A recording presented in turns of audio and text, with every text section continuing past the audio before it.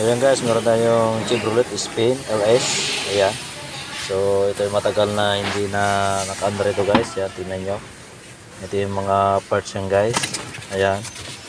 Mga parts na yan guys na binili ni Sir. May order dito sa amin sa shop. Ayan, so mga genuine parts yan guys. Kita naman ninyo. Ayan. So dito na tayo sa front niya. Ayan, pinalitan namin dyan sa may valve cover chain niya.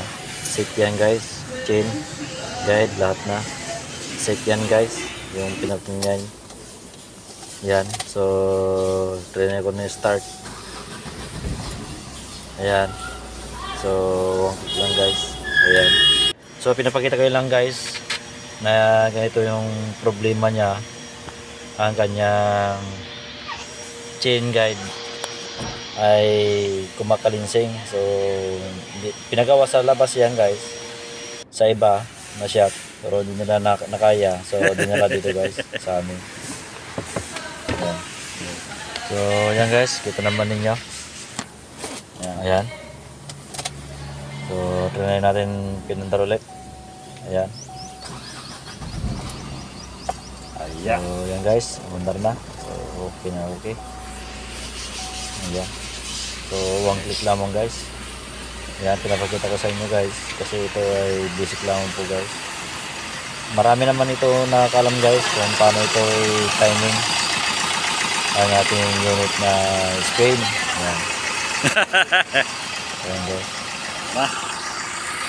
Ayan, so maraming salamat po sa manonood sa aking YouTube channel.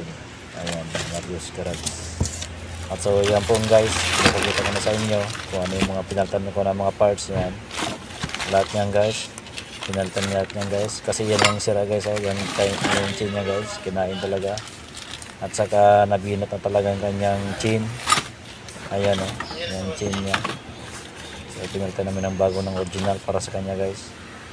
So yan yung mga drive belt nya. So yan naman yung tensioner. Ayan, tensioner nya guys sa chain. Ayan guys, talagang set yan guys, pati yung chain cover nya guys, gasket. Ayan. So pinapakita ko sa inyo guys kung paano ito magwaklas pagtanggal, pero hindi ko na pinakita sa inyo guys. So basic lang po yan guys. Yan. So ang tandaan lang natin guys, ang ating sa locking tool nya, yan makikita ang locking tool nya sa camshaft nya, yan guys, isa dyan guys. Ayan. So special tools yan guys, hindi ko na pinakita sa inyo guys kasi pamadalian nyo to guys. So pinakita ko kung saan madali nilagay yung mga special tools yan guys. Oh. Yan na may guys. Maraming salamat po. Yan, bye bye.